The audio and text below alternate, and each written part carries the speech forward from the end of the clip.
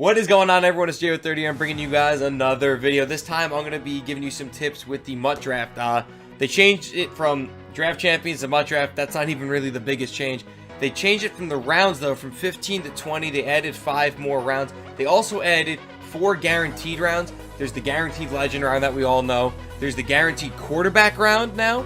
They introduced that at the end of last year. They also added a guaranteed running back round, a guaranteed wide receiver round, and a guaranteed cornerback round. So what that means is, if you ever see a running back pop up on the screen and you haven't gotten your guaranteed running back round, that means all 3 of the selections will be a running back. Don't take that running back unless you really want that card or you plan on running 2 running backs. Same thing maybe with a corner if you already stocked up on corners, so on and so forth. So you got to think about it a little bit. So I'm going to take you guys through a draft, and I'm going to show you guys how I would do the draft. So jumping into the draft, guys, you guys all know playbook. It's whatever you guys find that fits you best. But here we go. There's a little bit of strategy with doing these drafts now that there's, more rounds and different ways you got to pick your team. So right here in this round, it's good since, there's, depending on your playbook, if you're running a 3-4 or a 4-3, you can stack up on certain positions. Right here, Bud Dupree's a really good card to have. Derek Wolfe would be really good to stack up the D-line. But you don't find many skilled guys like Bud Dupree here. So Bud Dupree's a safe bet. You can use him like as a user, as like a fallback user, as someone that maybe you can pass rush, or just someone that's super athletic to have on the field. Next, you got guys like Cameron Wake's a good pass rusher, Charles Suggs. They're both very slow and not great at what they do, but offensive line is so important this year. Ali Marpet should be your pick. You should try to take an offensive line when there aren't many other skilled positions out there. Like you saw, like a lineman and a linebacker that weren't all that great. That's where it's good to go. Next year, we have a safety, an okay linebacker, and a worse linebacker. It's good to just grab a safety. You never know, this guy can end up playing slot corner for you. You can get 2 free safeties and play 1 at strong safety. It's always good to snag one because I've had way too many drafts where I only have 1 safety, and it ends up hurting me in the end.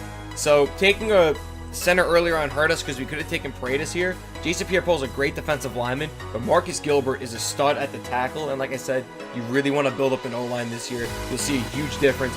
Gilbert's the easy pick. So now here we go. With this next round here, we have 2 wide receivers. Clearly one's better than the other, but we also have a tight end round, and there's a lot of formations where 2 tight end sets are just tearing it up right now, and they're the way to go. I always like trying to get 2 tight ends, so I'll take a low tight end round here, 80 overall, and I know I'll try to grab a second tight end later. Even if I don't, I like that pick right there. Here, we can go with Olivier Vernon, Jordan Hicks, or Vontaze Burfict. Jordan Hicks is just a stud when it comes to letting the bot do his thing. This is where it's tough for you.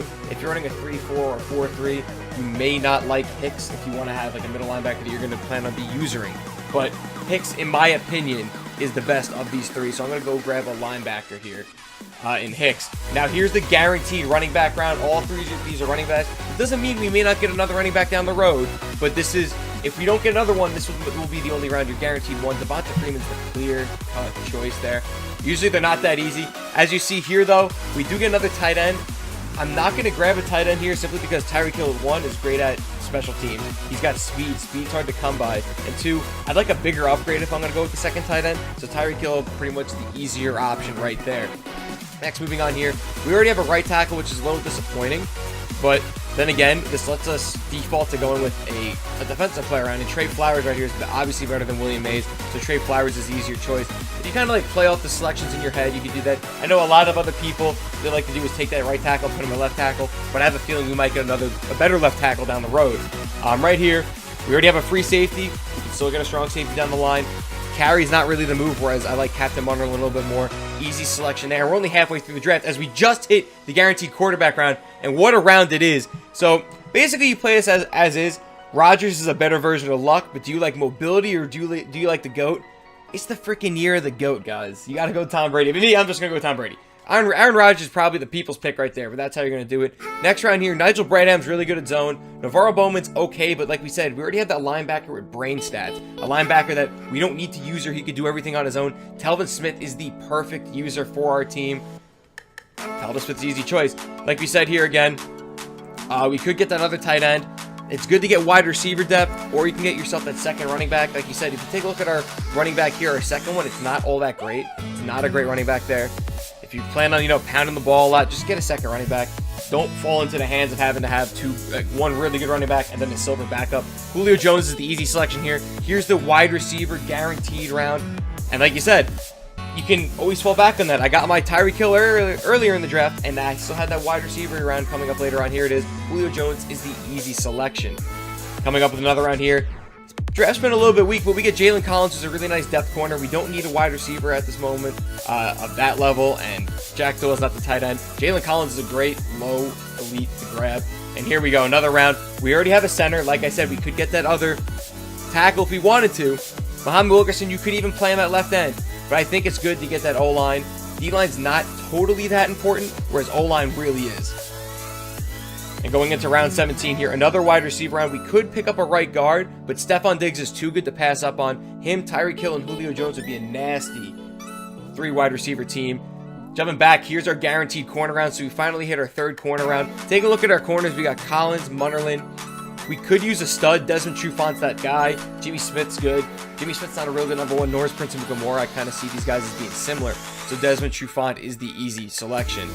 And then this is the last round before our legend round. The last round's always the guaranteed legend round. One pro tip, I'll say that later on actually, as this round right here, we get another round of corners. Personally here, it is nice depending on what you like to run. If you like to run a lot of dime, I say you go and get yourself another corner, but I don't love Vontae Davis this year. He's not great in coverage. Sean Smith is just slow. He's okay. Dez Bryant's the best available, and why not get 4 studs at wide receiver? You can do whatever you want. You can just go with the spread. You always have a wide receiver you can sub in so no one's tired. It's an easy selection there. And here is the legend round. Actually a very good legend round. If you guys did see, I did not get a strong safety at all during that draft. And like I said, there's often times where you may not get another safety to choose from. We did not get many elite safeties to choose from. Steve Atwater is the obvious choice. We can drop Bud Dupree down to the D-line, help with some pass rush. Charles Haley's a good pick. Honestly, all these work the most, but where you're going to find the most hole is a safety not being able to react to the ball, where Steve Atwater will fill that hole. If you do get Warren Moon, don't really select Warren Moon. It's pretty easy, guys. Don't select Warren Moon. You already get a guaranteed quarterback round. Unless your quarterback is that bad where you don't feel confident you'll be able to complete an offense with it or compete with it, then you draft Warren Moon. But like I'm saying, guys, it's so tough. It's so tough, like where you can get, you could fill another hole. You could fill a bigger need like Steve Atwater did. Now we have 2 safeties that are viable. If you look at who was originally going to start, Eddie Jackson was going to be the guy who was going to start.